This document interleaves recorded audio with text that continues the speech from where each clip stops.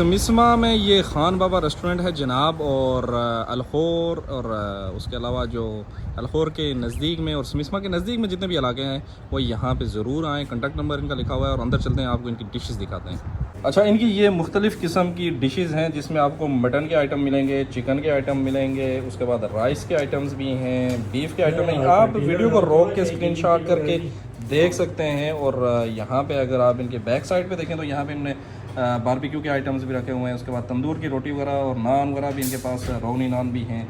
और जबकि सैंडविचेस और ड्रिंक्स तो हर जगह पे आपको मिलेंगी। ये इनका जनाब यहाँ पे ये इनका टेलीफोन नंबर है, यहाँ से आप इनके साथ कांटेक्ट भी कर सकते हैं। और उसके अलावा जो है ये मोहतरम कह रहे हैं कि सुनूनो पे है। और यहाँ पे वीडियो बनाने का मकसद ये है क्योंकि मैं यहाँ पे पहले भी आ चुका हूँ और यहाँ पे मैंने 2-3 दफ़ा खाना इनका ट्राई किया है, मुझे इनका खाना अच्छा लगा है। और अभी तो वक्त नहीं है क्योंकि अभी मगरब का टाइम हुआ है और अभी खाने का टाइम नहीं है। मैं जा रहा हूँ आगे अलखोर की तरफ, यहाँ पे रुका था और यहाँ पे जो चीज़ मैं लेने के लिए रुका वो भी आपको दिखाता हूँ।